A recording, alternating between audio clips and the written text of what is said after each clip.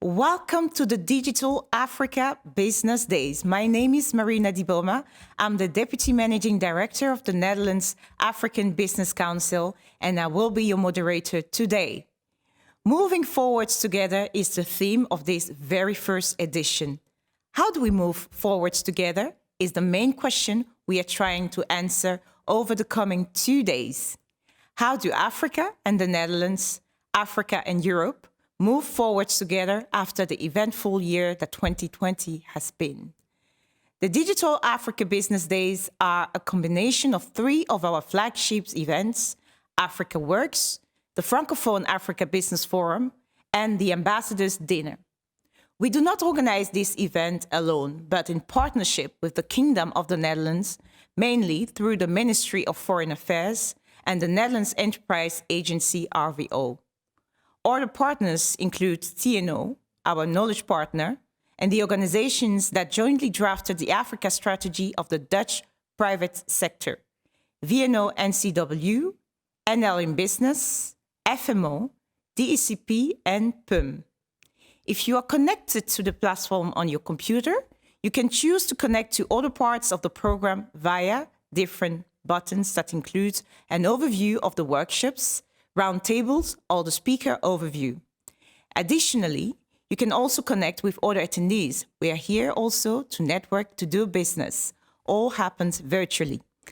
The same options are available if you are attending via the mobile application of our platform provider, All in the Loop.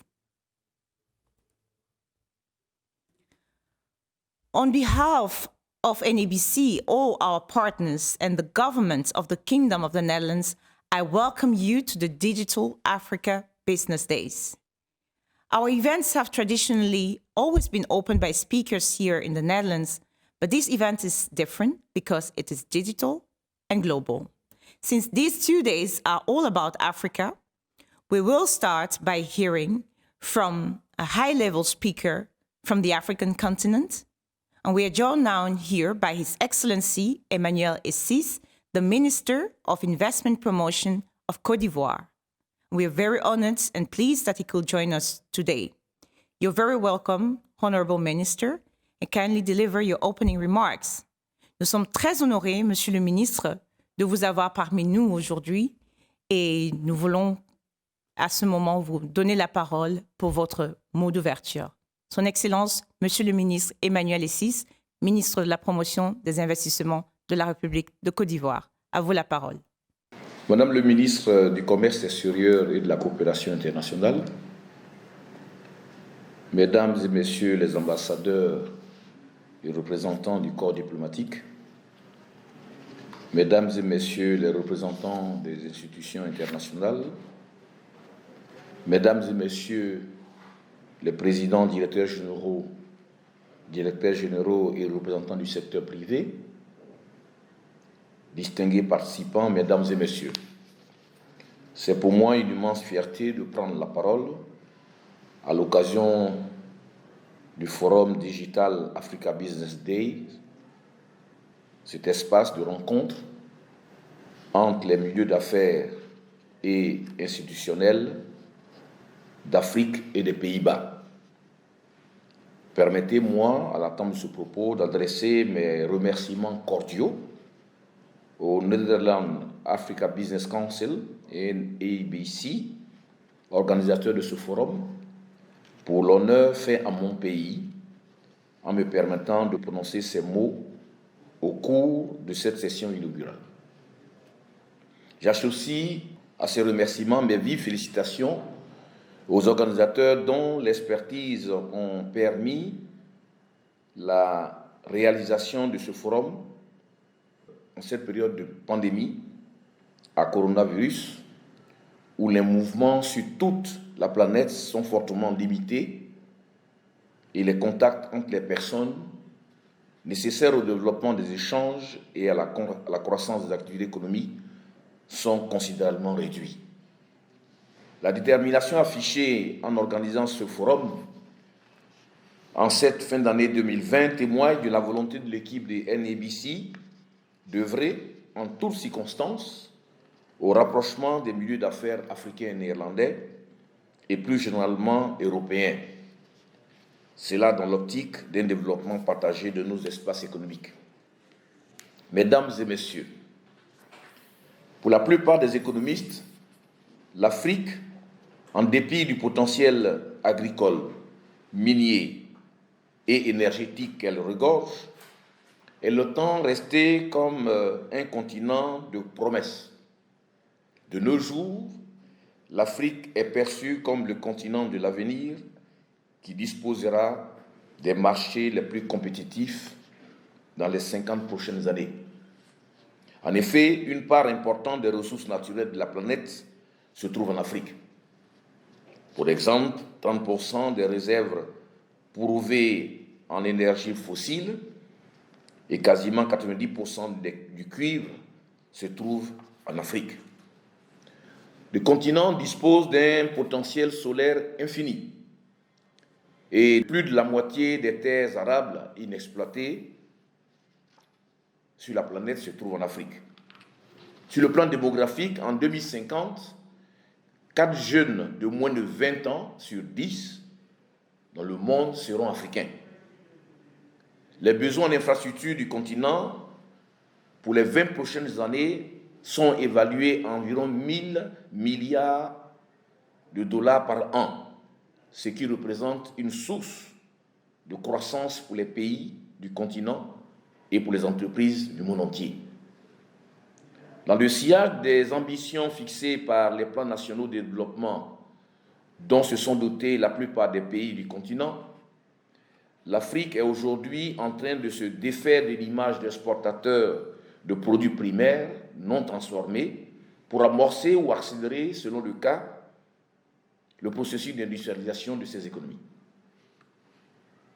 En complément de ces ambitions nationales, il me plaît de rappeler que dans son agenda 2013-2023, la Banque africaine de développement a fixé au niveau continental 5 priorités pour relever les principaux défis auxquels le continent fait face, à savoir éclairer et fournir de l'énergie à l'Afrique, nourrir l'Afrique, industrialiser l'Afrique, intégrer l'Afrique et améliorer la qualité de vie des Africains. Ces mutations en cours au niveau des États et les priorités fixées par les organisations régionales ouvrent pour les pays du monde entier de nouveaux espaces de coopération économique et de développement des investissements étrangers en Afrique. Les Pays-Bas, plaque tournante des échanges commerciaux entre l'Afrique et l'Europe, ne sauraient rester en marge de cette dynamique.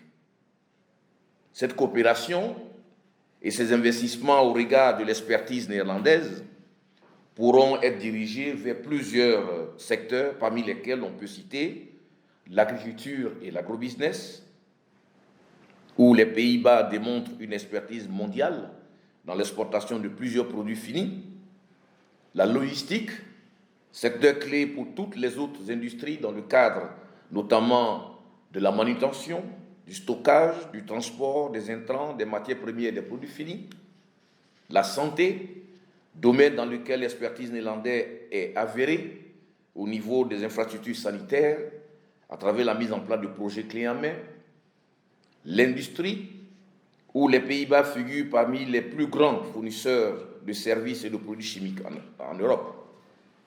Et enfin, les activités portuaires et maritimes, pour lesquelles l'expertise des Pays-Bas n'est plus à démontrer. Pour permettre au secteur privé en général et aux entreprises néerlandaises en particulier de profiter de ces opportunités, les États africains dans leur ensemble ont entrepris de réformer leur climat des affaires pour le rendre plus attractif pour les investisseurs. Ces réformes entreprises ont permis à plusieurs pays d'améliorer leur rang respectif au classement de l'indice Doing Business du groupe La Banque mondiale, dont 10 pays africains aujourd'hui figurent parmi les 100 meilleures économies de ce classement. Ces résultats font aujourd'hui de l'Afrique un espace où le climat des affaires connaît une forte et une constante dynamique de réforme. Mesdames et messieurs, dans le cas spécifique de la Côte d'Ivoire, le gouvernement ivoirien a engagé un ensemble de réformes institutionnelles, économiques, politiques et sociales dans le but de rendre la destination Côte d'Ivoire attractive et compétitive. Ces réformes se traduisent entre autres par le renforcement du cadre incitatif avec l'adoption des nouveaux codes d'investissement, l'amélioration du climat des affaires avec un rang 110 au classement Doing Business, l'adoption d'un cadre institutionnel transparent pour le partenariat public-privé, le renforcement du cadre juridique des affaires, le renforcement et le développement des infrastructures, routes, ponts, eau, électricité, zones industrielles, et j'en passe. Depuis l'année 2011, et avec la réalisation des plans nationaux de développement successifs, notamment les PND 2012-2015 et 2016-2020, le pays enregistre une croissance économique forte et soutenue. Toutes ces réformes ont eu des impacts significatifs sur le niveau de vie des populations, corroboré par un taux de croissance moyen du PIB supérieur à 7% sur la période allant de 2011 à 2019. Pour l'année 2020, et malgré le ralentissement de l'économie mondiale lié à la pandémie à Covid-19, les prévisions du Fonds monétaire international situent le taux de croissance du PIB de la Côte d'Ivoire en 2020 à 1,8%, signe de la résilience parfaite de notre économie. Quant au taux de croissance du PIB de l'année 2020, il est projeté à 6,5% selon la Banque mondiale. Pour le quinquennat 2021-2025, l'ambition de transformer structurellement l'économie par l'industrialisation est réaffirmée par le projet de société du président Alassane Ouattara et exprimée dans le plan national de développement. Et l'investissement privé reste encore le pilier principal de la croissance économique de ce pays. Les opportunités d'investissement pour le secteur privé restent nombreuses en Côte d'Ivoire, notamment dans l'agriculture, dans la transformation de matières premières agricoles, café, cacao, coton en arcade, palmier à huile, dans l'industrie minière, l'industrie manufacturière, dans le secteur de l'énergie, notamment des énergies renouvelables, dans le transport, la santé, les TIC et dans le secteur hôtelier. Dans sa volonté d'impulser le développement harmonieux du secteur privé, il est prévu de mobiliser de 2021 à 2025 des investissements privés à hauteur de 38 000 milliards de francs CFA, soit 57 milliards d'euros. En Côte d'Ivoire, le secteur privé peut également tirer profit de l'intégration économique du marché régional ouest-africain, estimé à 180 millions de consommateurs au sein de l'Union économique monétaire ouest-africaine et des 320 millions de consommateurs au titre de la communauté économique des États de l'Afrique de l'Ouest, la CEDEAO. Mesdames et messieurs, je souhaite pour clore mon propos que ce forum contribue effectivement au renforcement de la coopération économique entre nos deux pays, aux entreprises et aux représentants du secteur privé. J'ambitionne de fructueux échanges au terme de ces travaux qui, je l'espère, aboutiront à des partenariats gagnant-gagnant pour la promotion économique et sociale de nos deux pays. Je vous remercie. Thank you very much, Your Excellency Emmanuel Essis, Minister of Investment Promotion in the Republic of Côte d'Ivoire. As mentioned earlier, this event is organized in cooperation with the government of the Kingdom of the Netherlands. And we will now hear from the Vice Minister and Director General for Foreign Economic Relations, Hanneke Schuiling. Excellencies, distinguished guests, ladies and gentlemen, it is a great pleasure to assist in the launch of the Digital Africa Business Days, the largest digital business forum for sustainable trade and investment between our markets. This event is truly the place where real experts capable of seizing business opportunities between the Dutch and African economies meet. Your entrepreneurial spirit reminds me of what I saw a year ago, when I had the honor to open a huge event in Cape Town City Hall, called Co-Create My City. An event organized by South African and Dutch public and private partners from a multitude of business sectors. It was built upon the ability of African and Dutch partners to co-create pioneering solutions for complex global challenges. And it is truly inspiring to see what happens when African and Dutch talent joins forces. Think of the Dutch-Nigerian team behind All On, which is a huge accelerator of the energy transition in Nigeria. Think of the Ethiopians and Dutch who have built Sensalet, which is such a successful potato processing company that PepsiCo bought a majority stake in it less than 5 years after the company started. And think of the Kenyan Dutch team behind CarePay, which has already given 5 million Kenyans through their mobile phone access to 3,000 affordable healthcare providers. And, as always happens when you visit an event of the NABC, I'm sure you'll hear today and tomorrow many more examples of inspiring partnerships between our companies. After all, we know how important it is to deliver a tailor-made, innovative solution through cooperation. We know that what works in location X doesn't automatically work in location Y. And that is why our engineers, our agri-food experts, our water management consultants and developers of healthcare products are in high demand across the globe. Expanding our economic relations with African markets is a shared goal of the entire Dutch government and of our international partners, such as the European Union and the international financial institutions. Together, we seek to enable our business communities to deliver the products and services we need today and in the future. As many of you have experienced, we support any Dutch company that is willing and able to seize a serious opportunity in Africa with financing, with market information and with our networks.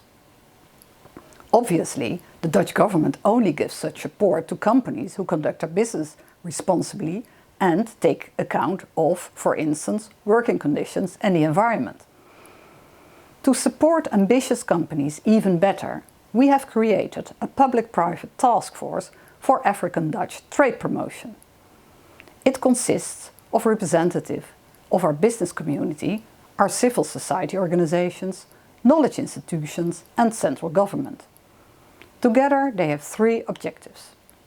Firstly, to stimulate a fruitful public-private dialogue on diminishing barriers for trade and investment within their sphere of influence, such as access to finance or the implementation of free trade agreements.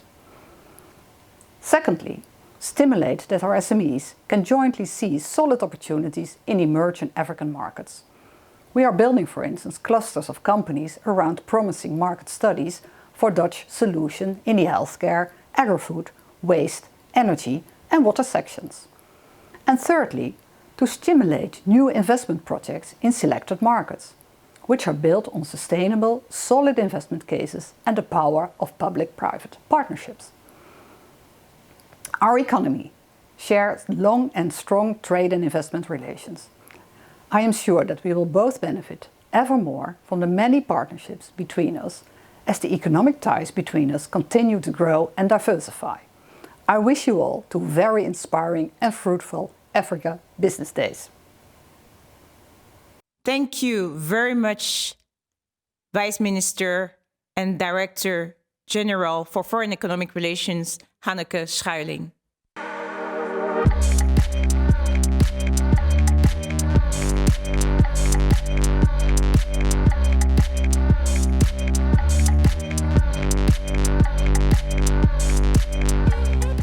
At the end of every year, the Netherlands African Business Council awards one of our members with the Doing Business in Africa Awards. And this year, the award is even more prestigious since winning this award at a time when the world economy is facing the biggest challenge in nearly a century is more challenging than ever. We have asked over 250 member companies to let us know in case they felt they deserved to win this award this year. And a total of 14 companies sent in their nominations. We look at 4 main criteria: innovation, profitability, sustainability, and inclusion. Many of you have voted online. And of course, 14 companies will not come to the top finalists. But with over 2,000 votes online, we came to 3 companies that reached the final round, and they will soon present themselves to you and explain why they should win the Doing Business in Africa Award this year. We would like also to congratulate those who do not make it to the final top 3. They are also well-deserved winners, and we encourage them to continue their great work with and in Africa. It is now time for me to announce the top 3 finalists who are going to present in a moment what they do and why they deserve to win the award. We start now by giving the floor to the first finalist, Yielder. Yielder will be represented by its CEO, Alexander Valeton. Mesdames et messieurs, ladies and gentlemen, dames en heren. It's a privilege to be here and to have the possibility to present to you what we are doing in Kenya and hopefully very soon beyond. Yielder is set up as an entity and it derives from a media company. As a media company, we were producing videos for agriculture and for farmers to instruct them on how to farm better. We found out that after some time, farmers were not really watching these videos.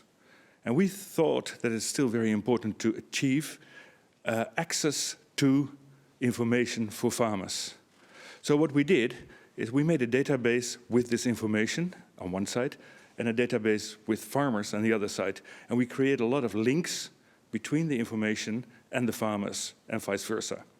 So we can send information to farmers, farmers can grab it from the database. We know where the farmers are, what they do, how big they are, and what their network is. And this information, we get it from research institutes, NGOs, universities, and all kinds of people who gather information that is relevant, reliable, and regionalized. That is very important. Now, after some time, we found out that indeed the number of farmers in the database was growing, the number of information in the database was getting more and more, and there was a lot of transactions, but it was kind of flattening that curve. So we found out why that was flattening, and it turns out that there's so much information for agriculture available for farmers. And then we thought, we have to combine all this knowledge more and make it easier, even easier for farmers to access this. So what we did is we set up a network, what we call Yielder Ambassador Network. Now, you as ambassadors, you know what ambassadors are. You're an envoy. So you are standing between the country that you represent in a country where you're working. Now, that is the same for these ambassadors. They are standing between us and the farmers in the field. They gather information from that field and give it to us so we can interpret, we can provide services, but also these services, they are selling in the field. So that is very important to make that happen. Now, this ambassador network, that is actually what I want to talk to you about, because you're an ambassador. So it's easy to make you understand what these people are doing. Now, young, tech-savvy agripreneurs, that is what we call them, and that's what they are. Young people who are educated, who want to work in agriculture, but don't want to work in the field. They don't want to get their hands dirty. They don't want to stand in the blaring sun all day. They want to sit behind a computer because they are educated to do that. Now, we are creating jobs for these young, tech-savvy agripreneurs, what we call the Yielder Ambassadors, to bring good, relevant, innovative knowledge to the field so farmers can farm better, make better money, and produce better food for us at the table. That is what we are aiming for. And now we want your help, because we're in Kenya and we're doing a little bit in Uganda, a little bit in Tanzania, but we want to grow bigger. We want to set up this yielder ambassador network throughout Africa. Everywhere where food is being produced, people need to be trained. People need these ambassadors to convey that knowledge that is available to the farmers who need it. We added trainings, blended learning trainings to the service packages that these ambassadors are bringing to the field. We've been starting with 2-scale in Kenya, and we've been training about 50,000 farmers.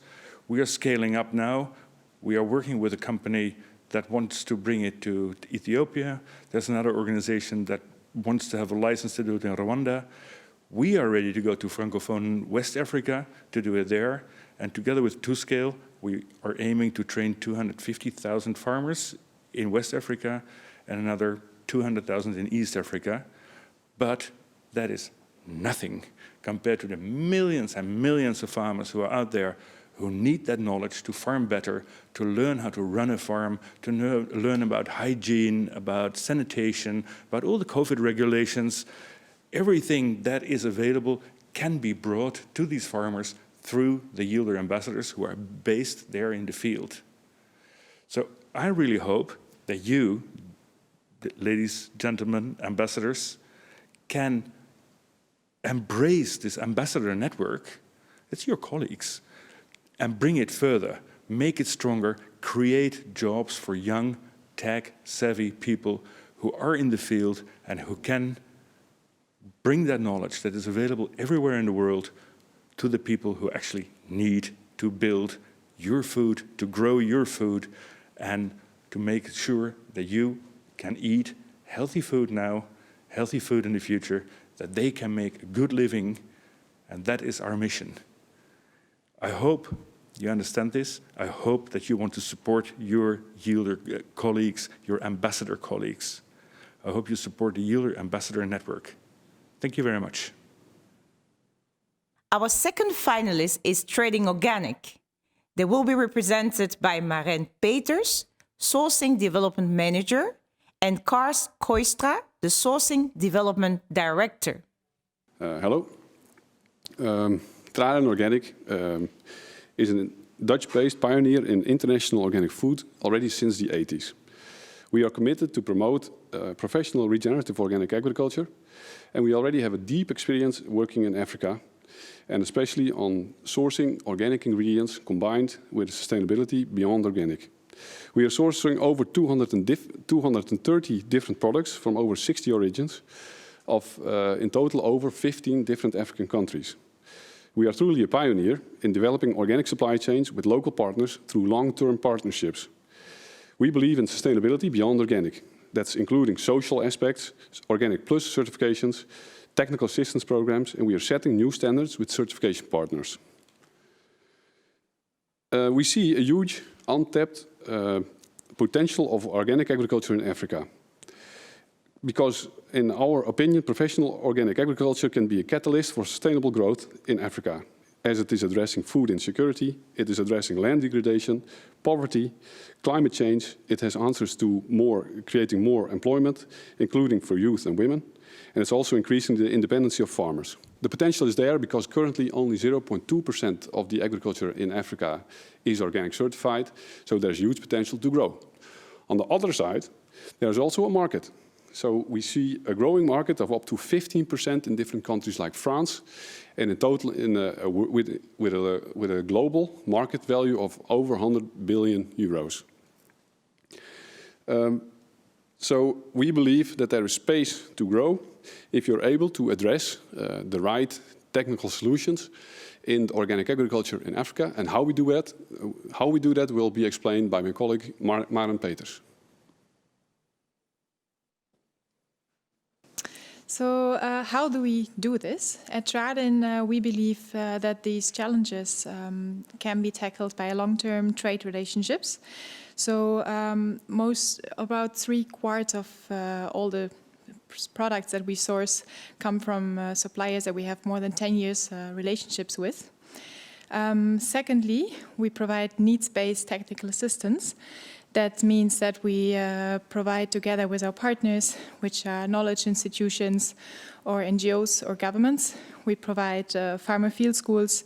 We work with farmer business school approach. We try to digitize our supply chains.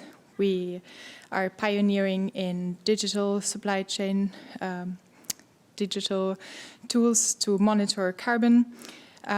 We invest in mechanization projects. We supply organic inputs and have programs around deforestation and child protection. Lastly, the financing solutions. We can provide working capital and investment loans to our partners where needed.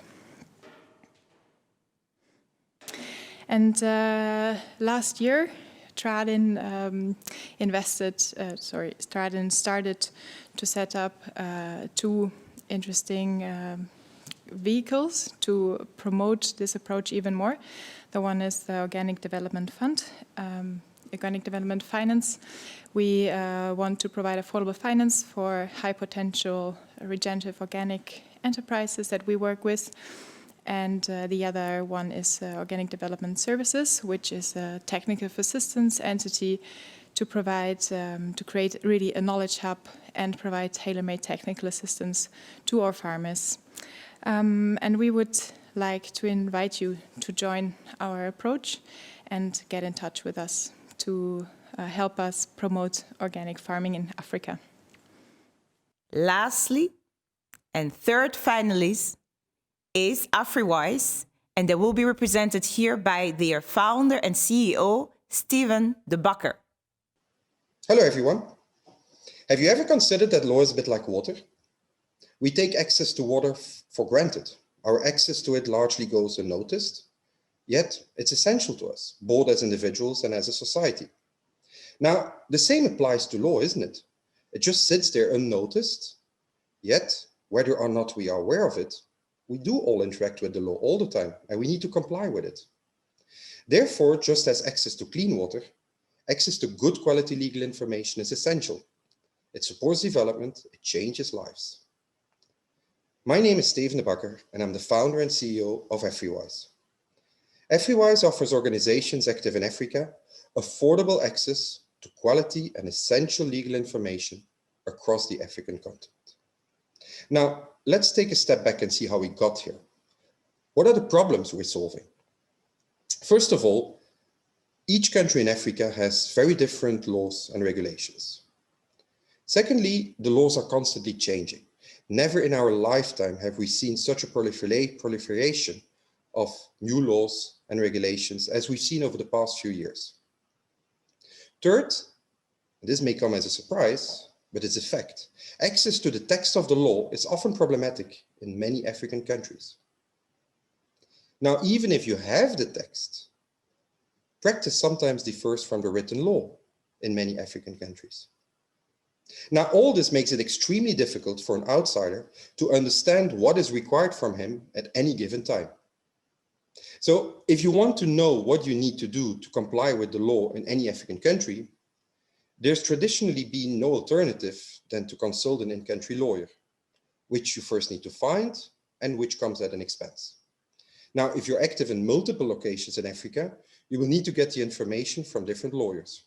Different lawyers means more expensive and means different input in terms of the format. And overall, one's off, so it soon becomes outdated. The traditional route of finding and contacting a lawyer is simply not good enough for day-to-day legal information. And this is where AfriWise comes in. We developed and we operate an innovative online legal technology solution that offers a fast, reliable, and affordable way to find critical legal information about African countries. We source, we maintain, and we structure legal information in a way that empowers organizations to easily and quickly find the answers to the legal questions about the African countries they operate in. Our information covers all areas related to doing business in a certain country and is available in a standardized, easy-to-use format, accessible 24/7 from anywhere. It's the internet. On top of the information, we apply technology which allows us to send automated alerts to our users in terms of new legal developments, upcoming bills, but also to allow users to pull out comparison tables across countries and much, much more. Now we go further. We're really trying to give an end-to-end solutions to the organizations active in Africa. Once they have found the information they're looking for, we give them access to the most comprehensive and smart database of African lawyers, allowing them to easily find the right local lawyers for their needs in terms of executing on a project or contract or transaction. And we vet these lawyers based on objective criteria. We vet them and we check them on corruption, political connections, professional standing, and so forth.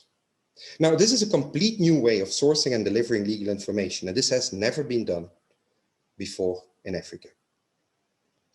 And the great thing is that all of this is available on a simple subscription basis. Yes, it is. Just like you subscribe to an app. It's available at a fraction of the cost of briefing a lawyer. So far, we cover 11 countries and are already Africa's most in-depth and up-to-date source for legal research. But this is just a start. We continue to add new countries, we continue to add deeper content, and we continue to add technology to cement our position as a central legal hub for Africa.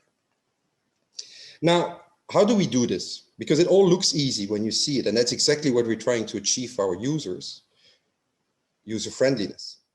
But the underlying machinery is quite complex. Legal content sourcing and maintenance, as I said in the beginning, is very hard on the African continent, so also for us. But we've got a secret sauce.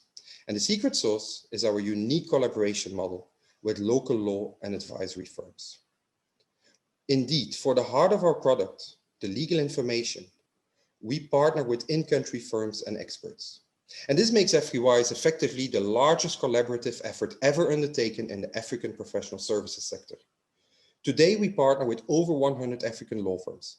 And when I say partnership, it's a real partnership. Just two elements. One, we split the subscription fee in a very transparent way. Two, we build a real community of African legal and tax experts. We foster a sense of belonging.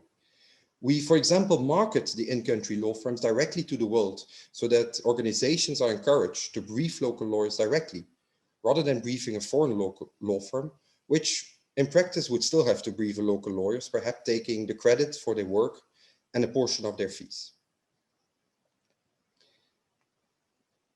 Ladies and gentlemen, the Sustainable Development Goals strongly emphasize the importance of the rule of law as a basis for development. To achieve Sustainable Development Goals, the world will need a sustainability-minded legal profession, without a doubt. Now, AfriWise are lawyers at work, not just to support this change, but actually to be the change. We are trying to lead positive change on a grand scale. We really believe that data and information can change lives. The technology we apply constitutes disruptive innovation by shifting the time, cost, and scope of producing legal knowledge. And this encourages and simplifies investment on the African continent. It facilitates better corporate citizenship and corporate governance, and it drives economic growth. We provide innovative solutions to a uniquely African challenge by giving organizations the tools they need to become more AfriWise. Your vote for AfriWise is a vote for the entire legal community in Africa that is working hard to keep the society going. So be AfriWise and vote AfriWise. Thank you for your attention. Thank you very much to the representatives of Yielder, Trading Organic, and AfriWise. You can cast your votes the rest of today. And today at 4 o'clock exactly, we will announce the winner of the Doing Business in Africa Award. You can vote here through the platform or the mobile app.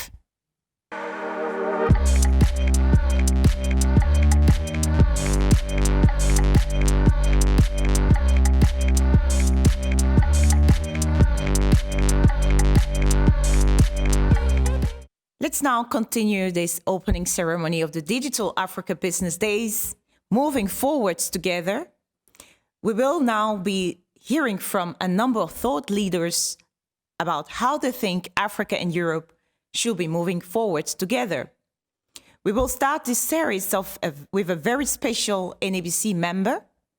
Simon Groot is the founder of East West Seed, and last year he was awarded the prestigious World Food Prize, which is often referred as the Nobel Prize of Food. Simon Groot is 86 years old and he couldn't travel to the studio this morning, and therefore our NABC colleague and in-house journalist Arne Donnebal traveled to his home in Enkhuizen and he interviewed him there. And now let's watch the interview. The problems of the world are all deriving from poverty. Health problems, educational problems, and poverty is our main enemy. So that was a lesson that I learned a long time ago, maybe more than 50 years ago. And that was always in my mind. And as a seedsman, having developed myself in the seed business in the developed part of the world, here in Holland and North America, I became very passionate about seed quality. And then later on discovered that the seed quality in the tropical countries was way below the quality in the developed world. So that was the start of my mission. Once I decided midlife that I should change the course of life, I found an opportunity to use this accumulated experience to work on seed improvement for the tropical parts of the world. Well, Africa is still in the first stages of development for us. Developing farmers and seeds are always a long-term process.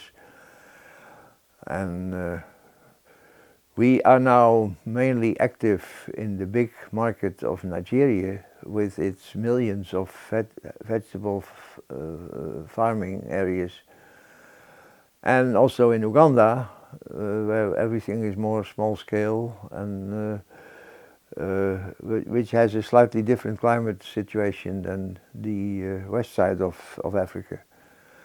So those are the countries where we are now active, and we are seeing very positive potentials for the role of vegetable farming in raising farmers' income.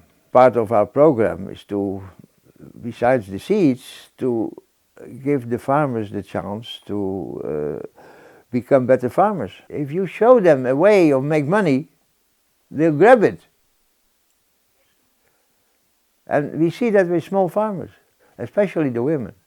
They're very keen to find a way to add a few $1,000 more. Maybe the future is feminine. Well, it's feminine, but you have to tell them, show them what they can achieve. And our strong team leaders in Africa are all females.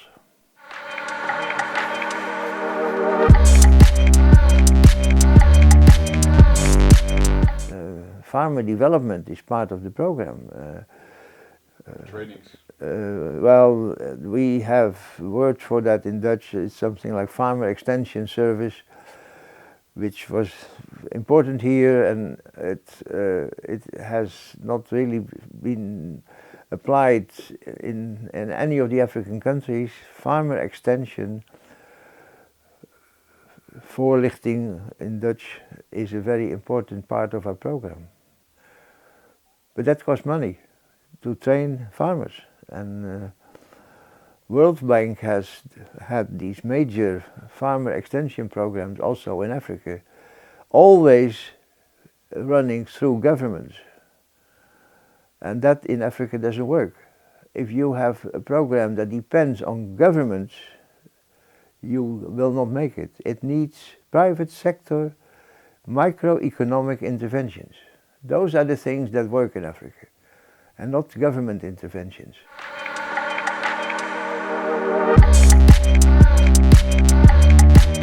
farmers are still able to sell their crops if they have the right things, and people have to eat. We have hardly had any negative impacts of the COVID problems in our major markets in Asia. Farmers keep farming and people keep buying food, and these things go on. That way we are quite in a recession-proof industry because people keep eating and farmers keep farming and we keep selling seeds. So in a sense, except for communication disturbances, the process of getting seeds into the hands of the farmers was sometimes more difficult. Logistics become more complicated at this time. Transport systems are sometimes a problem. But basically, the nature of farming is very crisis resistant. Well, first of all, I keep saying my old gospel, we need to pay more attention to the agricultural side of Africa. I think that developing the agricultural side of Africa in general, and in particular the vegetable farming or horticulture side, has the most potential for income growth and for poverty alleviation. And I think that should be made more clear, that don't just talk about agriculture in general, talk about the specific parts of farming that offer the most income growth potential. And that's in vegetables. And that is vegetables, yes, it's very clear. That was an inspiring story from Simon Groot, and good to hear that East West Seed is promoting female entrepreneurship as well. It is now time for me to announce our next speaker. Her name is Audrey Ngako. She's the founder of a communication agency called Omenkart, based in Douala, Cameroon. And she's also the founder of the website Visiter l'Afrique. I choose to call her a true activist for branding Africa. A very warm welcome to you, Audrey Ngako. Thank you for having me. I'm really honored to be here. Thank you for joining us. Oh, Audrey, what made you develop a platform about visiting Africa? So 4 years ago when no, not 4 years ago, time flies, 6 years ago when I launched and created Visiter l'Afrique, it was, I was in France, living in France, working for a media called Le Monde. And I was really worried about the way we were showing the continent, on the West perspective side. And I said to myself as a young Black African woman that I couldn't follow this path. So Visiter l'Afrique was a way to showcase another way and another image of Africa, telling to the world that, okay, we have all this situation, Boko Haram, Ebola, etc. But somehow we keep pushing, we keep thinking, we keep driving, we keep dreaming. And that's how we create this huge platform, and we were able to have the local, like African based on the continent, and the diaspora supporting us using our hashtag Visiter l'Afrique to show the way they see the continent. And it was amazing. I mean, it's still amazing, actually. It's, I must say, it's a very creative, inspiring platform. And I visited the platform myself, and it's, I see that everyone is contributing, and it's, I think it's, you said, a great initiative there where everyone can contribute. And still talking about the image of Africa, how do you think that we can change the perception of African countries here in the West part of the world?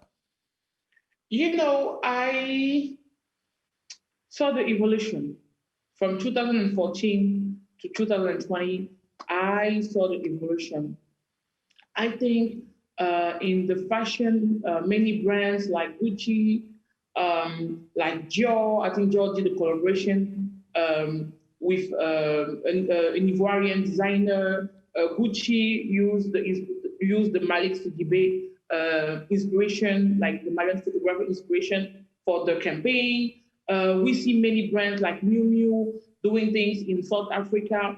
So actually, the luxury part, having people like Lizzie Abloh from Ghana as a creative director of a brand like Louis Vuitton, you know, I think in the luxury part, they're really inspired by the continent. You know, Beyonce using Tukibuki of Mambeti Job.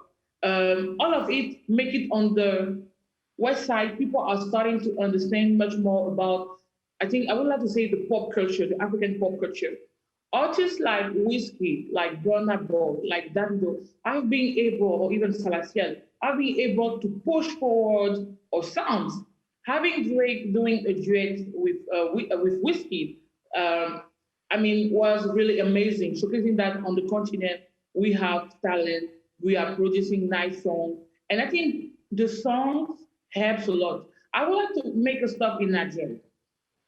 For the last 15 years, Nigeria start to find a way to promote Nollywood. So we saw, I think, even seeing when you're on Netflix, you can see the difference between the Netflix, the Nollywood movie back in the day from today. Mm-hmm. And because of the movies, because of the songs, mm-hmm. the state, so the Nigerian state has to ask banks to put money to promote the creative industry of their country. Mm-hmm. And then having many Nigerians in the diaspora working on all these amazing companies, Amazon, Netflix, Vogue, they were able to create like some kind of, I don't know how to say that in English, but in French we say passerelle, like a bridge, yes, the bridge between the local and the West. Mm-hmm. And then starting this year, but unfortunately we had the COVID, they were working on the new way people were able to see Nigeria because they wanted to promote the tourism sector. So the idea was to say, we have a culture, people know our culture, Beyonce is using our culture, everybody goes to the concert of Burna Boy. How are we able to invite all this person to come at our place? Because for many persons, 5 years ago, when you say Nigeria, they were like, oh no, oh my God, Boko Haram. But now they have, and I love Nigeria, seeing Nike doing all these events in Lagos, seeing how many artists are able, even designers are able to win amazing prize like the LVMH prize. I think 2 years ago it was a Nigerian. So I think on the creative aspect of the world, people are getting to know more about the continent and about its creativity. I think now our role as an African state is to ask ourselves, how can we have a right brand identity? I mean, I'm from Cameroon, I'm Cameroonian. Should we be focused on gastronomy? Should we be focused on movie production? Should we be focused on designing? And now we have to work on the brand to be well known outside. And mm-hmm. of course, I mean, as a person and as a founder of the State Afrique, I don't expect the West to see me on the way that I can control. And I think for many years, we were just here receiving all the news from outside and all this stigma on us without saying nothing. Today, digital helps us to change the way people perceive us. If you find an article on New York Times, and which is not right, based in Lagos, in Accra, you can write a tweet to say this is not right. And because it's not right, I have the proof. So yeah, I mean, I have many ideas on it, but I believe that African countries like Ghana did with the way of return that yes. they launched years ago, that they start doing it, and then you have all these events, the Afro Festival event, jumping on it. So this is how it's supposed to work. First, state Africa has to find a way to create its own brands. African countries have to create their own brands. Thank you very much, Audrey Ngako. It was great to have you today here. Thank you. We are now joined here in the studio by Paul de Krom, Chairman of the Executive Board and CEO of the renowned Knowledge Institute TNO, our knowledge partner also for the Digital Africa Business Days. Paul de Krom, welcome. Thank you so much. It's a pleasure to be here. It's great to have you here in the studio. For those joining us around the world, could you please briefly explain what TNO does? Yeah, TNO is a public knowledge organization, an applied knowledge organization. So basically, to put it very simple, what we're doing is translate scientific concepts and ideas into practical solutions, either for governments or for private industry or both. So we employ about 3,500 scientists, and we're a public company, so we are basically a non-profit company. And how is Africa important for your organization? Well, obviously, we have a program running called Innovation for Development. So Africa is basically part of our business, if you like. And what we're doing is we're developing new innovations, new technologies within TNO, which can also be very well applied in Africa. So we have business partners in Africa, as well, of course, together with Dutch companies. And that is how TNO operates. It's a very successful format, I would say, where we're specializing in cooperating in terms of innovation with private industry and with governments in the golden triangle, if you like. And which technological innovations do you think will be key for Africa in the future? Oh, I mean, if you look at the global challenges, I think they apply for Africa as well. So that means, energy, of course, the climate change, materials, circular economy. These, I think, are key topics also for Africa, but also for Europe, of course. And we know that Africa is also looking into becoming a knowledge economy. Innovation is also very much part of that. If I can ask a bold question, how do you see the future of cooperation between Africa and Europe when it comes to technological innovation? Oh, I strongly believe we need to strive for a real partnership, so a win-win situation, both for countries and companies in Africa as well as in Europe and the Netherlands in particular. And that's how successful innovation works. It's not just doing a project and then leave and just hop on for the next one. But I strongly believe that it also pays off in terms of creating impact if you run longer term programs where both partners bring in technological knowledge so that you both benefit. And I think that's where TNO is very well positioned, because we are very used to working in partnerships, as I said, with private industries, with governments and so on. And we do have some experience in Africa as well. So yeah, I see great opportunities. And do you also collaborate there with other knowledge institutes, for instance? Well, I mean, if you look at what we're trying to do is to create impact in Africa, and that can be through knowledge institutions, but also through private industry. If I can just give you one concrete example, we're running a project of cool bricks in Malawi, and we're running that with a local company and with a company here in Holland. So a real partnership, if you like. And I think it's a wonderful project because, it's about new materials. Cold bricks means that you don't need fire, which saves energy, and it also is good for is good against the deforestation, if you like. So these are the sort of projects that I think are very promising. But the key is partnership with companies and governments in Africa themselves. And that is a successful formula, I think. And to you also, Paul, the question for this Digital Africa Business Days, how do we move forwards together as Africa and Europe? I think there's one key word, that's cooperation and mutual benefits, and real partnership, both with private industry, with governments and with knowledge institutions, as TNO, and also knowledge institutions in Africa. That's the way forward. Thank you very much, Paul de Krom, for joining us. Most welcome. We are now joined by the managing editor of the Africa Report, which is one of the leading news sources when it comes to the African continent and it's part of the Jeune Afrique group. A very warm welcome to Nicolas Norbrook joining us from Paris. It's great to be here. Thank you for honoring this invitation. Nicolas, if you look at the developments that we saw over the past year, which was entirely marked by the effects of the coronavirus, how do you think it has changed relations between Europe and Africa?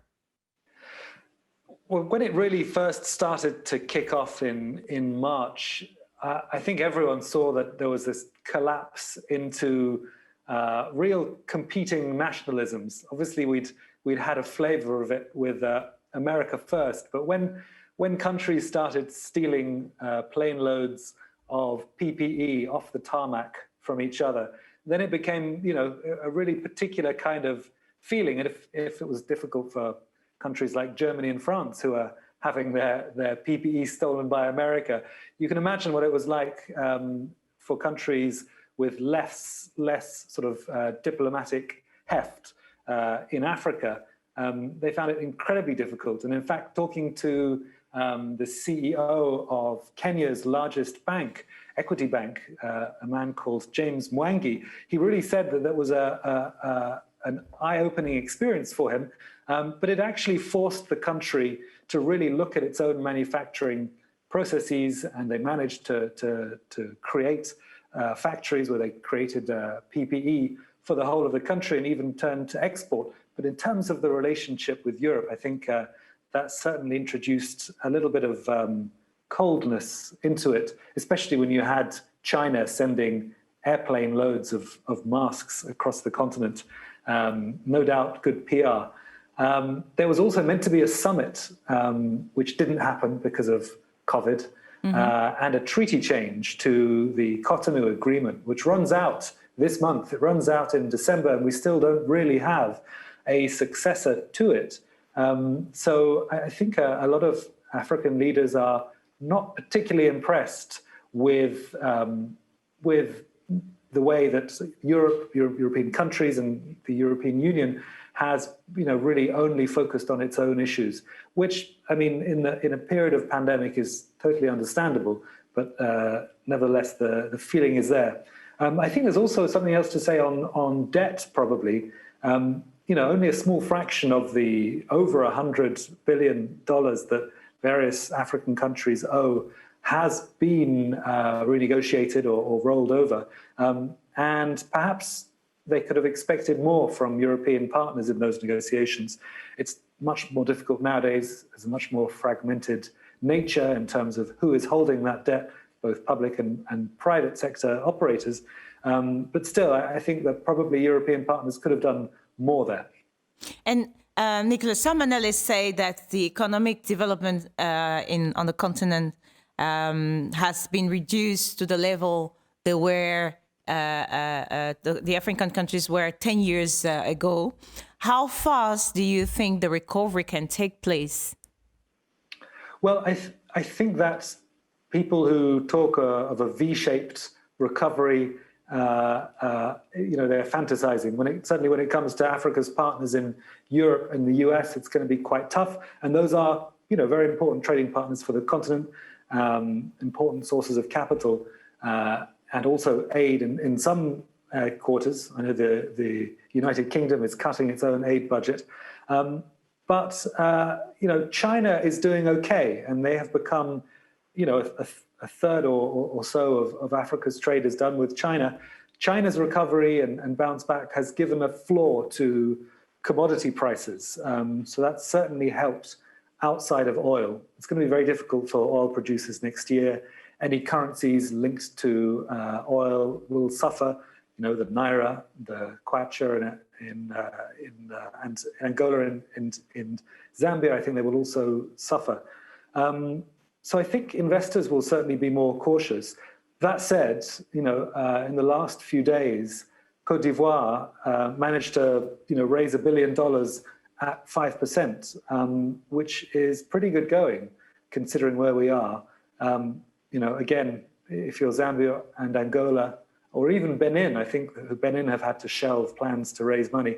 That tells you that I think investors are going to be quite cautious. going forward in 2021. So if you're looking to raise money in Africa, I think you'll have a more complicated time. This year has been a tough year for most private companies, and the pandemic has forced most of them to innovate in order to stay relevant, to stay in business. Talking about Africa Report, what have you done in that sense when it comes to innovation? Well, I mean, we have not been spared by the pandemic. Everyone is working remotely, which, to be honest, hasn't changed too much for us. We have a very small editorial kernel here in Paris, and all of our journalists are on the continent in various African countries, and some of our editorial staff are also in Africa. So we're used to working at distance. But really, I think it's been the switch to a more digital-first model. So we're launching a paywall on the site in March. We're restructuring all our operations so we can deliver much more than we currently do on the website. And that's an exciting thing, really. We've been forced into it by COVID, but it's an exciting thing to be launching this new product. That will be in March 2021 for the Africa Report. And moving forwards together, what's your thoughts on this? Well, I beg your pardon? Moving forwards together is the question we're trying to answer during these Digital Africa Business Days. What's your take on this? I think moving forwards together is a great title because it points to a phenomenon that we're going to see much more of. We were talking about how, classic partners have become more complicated for Africa and African countries. And so I think we're going to see the flowering in 2021 of a whole new set of relationships. We have increasing amounts of investment and trade between Turkey and African countries. South Africa just signed a deal with ASEAN, the ASEAN group of countries, which includes Singapore in Asia. We're going to see more Vietnam-Africa relationships. And I think that's a very healthy one for African countries to be able to leverage, really, their various relationships. Thank you very much, Nicholas Norbrook. It was great to have you here. Thank you for joining us. Thank you very much. Great to be here. We are now joined here in the studio by Sabine Stuiver. She's the Chief Marketing Officer and co-founder of Hydraloop Systems BV. A very warm welcome to you, Sabine. Thank you so much. Can you explain, Sabine, a bit more about the philosophy of your company? Yes, I can indeed. Well, we have a mission and a vision. And the mission is that within 10 years' time, no building will be built, either it be it a house or an office building or a hotel, without its own decentral water recycling system. The reason is, of course, well, why do we want this? And I hope maybe I should explain that, we have this hydrological cycle on the world. And for billions of years, this has been sufficient for everybody. So water evaporates and it falls down as rain. And when it comes back down, it replenishes the soil and the rivers. And that's been perfect. Mm-hmm. But now we are with a growing population. In the coming 30 years, 22 billion more people will be entering this planet. And we all need water. Mm-hmm. And already there is insufficient supply. So therefore, we look at it like this, that we should be recycling our water. So we shouldn't be wasting our resources, we can recycle it.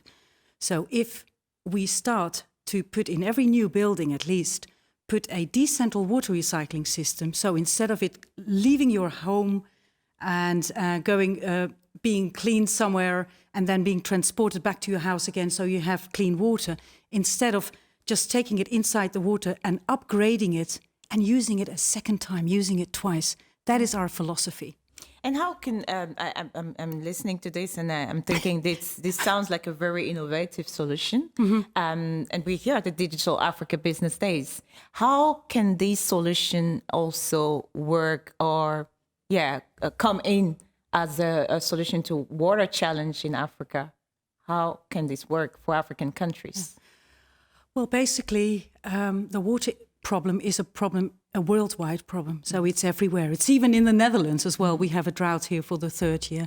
So our products are actually, we produce them in the Netherlands right now, but they are also available for the African market. So we can ship them to Africa. We can also start producing them. So we can also look for partners in Africa, whereby we will actually produce the systems and then we can distribute them from a hub, for example, in Africa somewhere. And basically, our units can be installed in African houses and in African buildings. So, you mentioned you can let's export this solution to Africa. Yeah. You also mentioned that you will be needing partners. Yes. And what kind of partners would you be looking for? We're doing the Digital Africa Business Days is happening online. So we have African participants listening to us right now. I think it's a great platform to mention the type of partners you're looking for on the continent. Okay. Well, we already have a few partners in Southern Africa, in Namibia, and in South Africa. At the moment, they are several types. They can be building companies, construction companies, that will implement it into the buildings. They can be installation companies that acquire our products and install them and sell them to their clients. We have a lot of hospitality branch that are actually our clients and also our partners, because they have like a chain of hotels. So, for example, for this one chain, I will not name any names. I think I probably better not. But it's a very high-end chain for their lodges in Namibia. All their lodges have a Hydraloop installed, so we recycle all their water, and they will now have many more of their lodges all over Africa, make them more sustainable. So this is like just an idea of the type of partners that we can use and we can look for. Sabine, I understand you've already been able to establish several partnerships. But if I may ask, which partnership are you very proud of so far? Well, many. But the most special is that we are a part of a beautiful documentary. It's called Brave Blue World, and it's featuring on Netflix. So it's translated in 29 languages. It's featuring all over the world. And this is a documentary which is partly organized and paid for by Matt Damon's water.org. And it is actually it's going around the world, and it is visiting and showing 12 solutions that all contribute towards the water shortage problem that can be implemented right now, today, so that there is a future for the next generations. And I'm very proud that we are one of the solutions featured in this documentary. Thank you for sharing the information about this documentary. I'm sure all the Netflix subscribers will go and look for that and watch more and learn more about your work there. I hope so. Thank you very much, Sabine. And to you also, the overriding question we're trying to answer during these 2 days of Digital Africa Business Days: how can Europe and Africa move forward together? We move forward by collaboration together, and with our innovation that is very compact, very smart, very affordable, very new. We could share this our innovation with Africa, with African partners. We can also do that on a license deal, for example, whereby partners, can just produce in Africa and will just use our innovation for their own products. Thank you very much for joining us today in the studio. Thank you so much for having me here. We are now joined here in the studio online by Betina Gbagado. She started in September this year as the new managing director of Portside, Togo, a subsidiary of NABC member Portside, and becoming also the first female managing director active in the Port of Lomé. A very warm welcome to you, Betina Gbagado. Thank you very much, Marina. It's a pleasure to be part of the Digital African Business Days and contribute. Thank you. Thank you also for honoring this invitation. So, Betina, how has your first month been in this new role? First, I would like to say a big thank you to Mr. Bastoval, who is the Group Managing Director of Portside International BV, for his trust, which is one of the enabling factors of this collaboration. To answer your question, my first month, or I would say our first month, have been really positive. Everybody in the industry, the decision makers, the regulatory bodies have been very welcoming and very helpful, which has made the whole process of setting up as a new company very smooth. On the side of business operations, we have started some projects and finished some as well with customers that we inherited from the group, and also with new customers. And the feedback so far from all those that have had their deliveries or have enjoyed our services has been really positive. And then we would like to thank those individuals and organizations who have put their trust in us, even at this early stage. And Betina, being a woman operating in this very male-dominated environment, how do you bring in your feminine touch in this sector? I believe that the ultimate goal for any organization is to grow. And as an executive, being male or female, the ultimate goal is to make sure that you lead the organization to success. Mm-hmm. I understand that currently in the industry, there are very few women in my role. Mm-hmm. So it is exciting to see that there's some diversity springing up. Mm-hmm. Also, Togo as a country is doing a lot to promote women into leadership roles. And as an example, among others, our recently nominated Prime Minister is a female. So that is really exciting. Recent studies have shown that organizations that have a more diverse executive board tend to outperform those that do not have women in their management team. Mm-hmm. So I think those results are because diversity itself brings different perspectives, and that encourages more exchanges, and that enables, I think, organizations to represent the marketplace as a whole in a better way, because you have a diverse management team, and then that's a better representation of the marketplace and also a better representation of the stakeholders. So once you are better represented, then it's not automatic, but then it helps you to understand better those the marketplace or the industry. So I believe as a female in a male-dominated industry, I bring diversity, which with collaboration with all the stakeholders in the industry or my peers would help us actually understand the industry better in order to serve our stakeholders better and ultimately grow as an industry and bring success to our different organizations. Thank you, Betina. And we the world is still trying to recover from the pandemic, the COVID-19 pandemic. And we know that when this pandemic started, supply chains have been disrupted. How have your operation been going during this pandemic? And how do you see the road for recovery?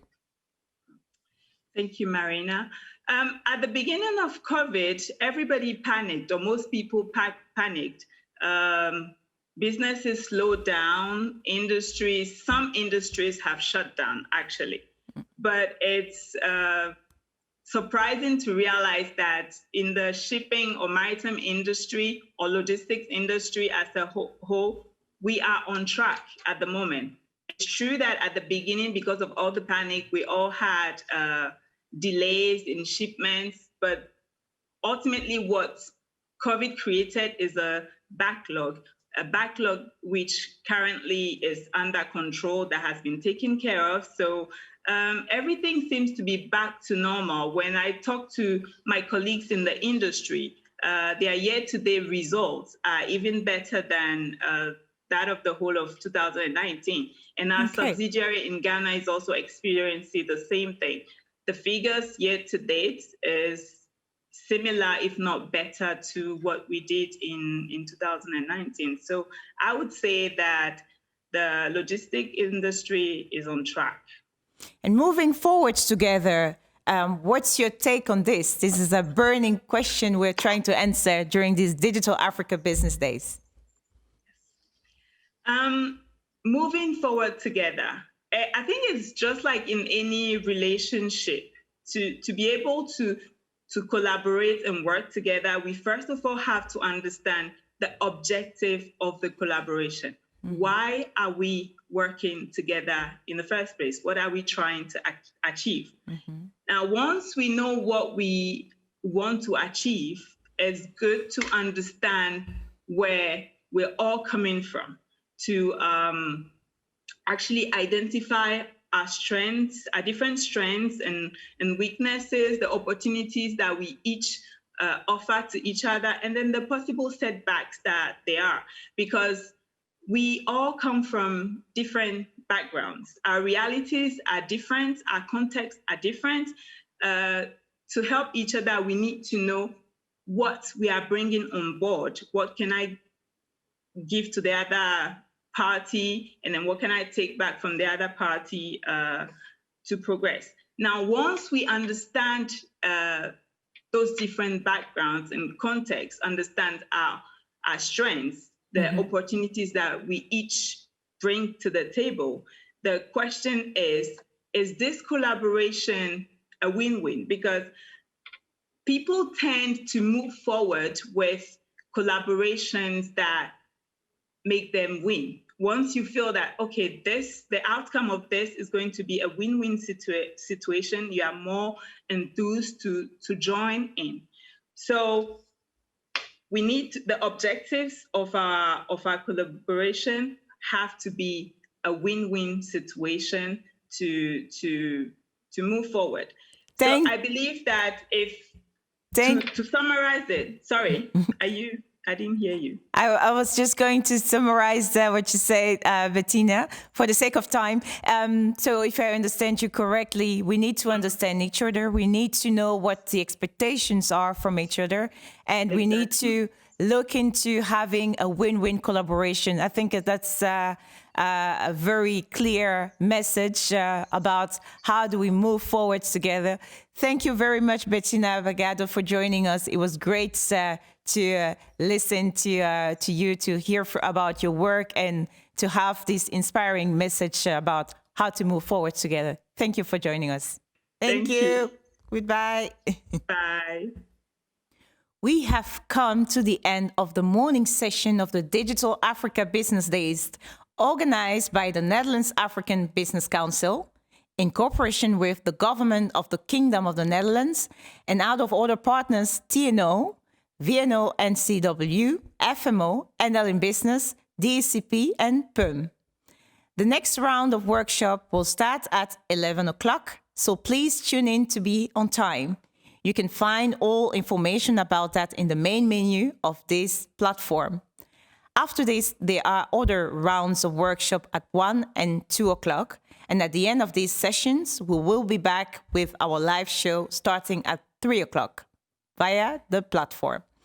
Please make sure you vote for one of the 3 companies that are nominated for the Doing Business in Africa Award. So check on the voting button in your application via your mobile phone or through the platform if you're connected on your computer. Thank you for watching and see you later.